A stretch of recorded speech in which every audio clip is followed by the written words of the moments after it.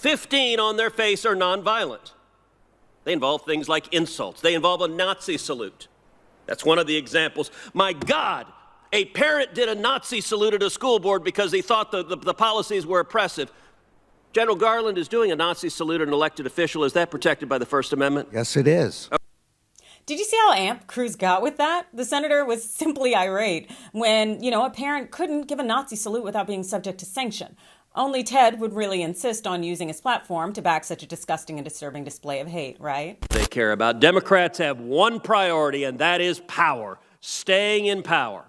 That's why Democrats have had 4 hearings on amnesty. They look at 2 million illegal immigrants and they think, ooh, future Democratic voters, let's give them all amnesty. Hey, Ted, I know that you're bitter that you and your treasonous party are no longer in power, and believe me, we're going to do everything in our power to keep it that way. But let me explain to you how it works, since you've been in the Senate forever, and it seems like you still don't understand the rules. The way that our democracy works is that the party in power gets to call the hearings that they want to bring front and center. And right now, the Democrats are concerned with paying the credit card bill that you and the rest of the Republican Party spent on tax cuts for the wealthy. Nobody really gets their ass handed to them quite like Ted Cruz. And this time, the proverbial beatdown, well, it came from down under. Australia's Northern Territory imposes the strictest vaccine mandate in the world.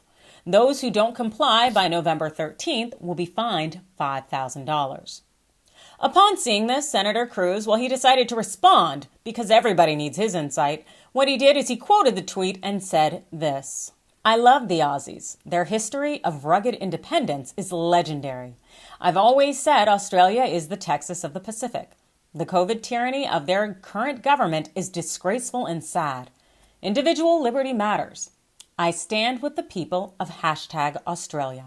As you might imagine, the Aussies, well, they want very little to do with Senator Ted Cruz. And they made that abundantly clear via a message from Australia's Chief Minister for the Northern Territory, Mr. Michael Gunner. "Hey, Ted Cruz. G'day from the Northern Territory in Australia. Here are some facts.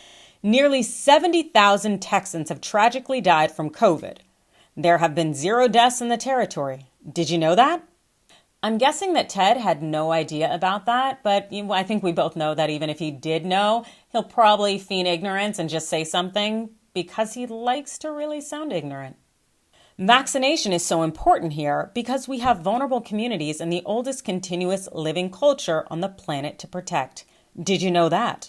I'm also guessing that Ted Cruz had no idea, as it would kind of seem that he only knows where Mexico is, since it's a place he runs and hides when his people need him. We've done whatever it takes to protect the territory. That kept us safe and free. We have been in lockdown for just 8 days in 18 months.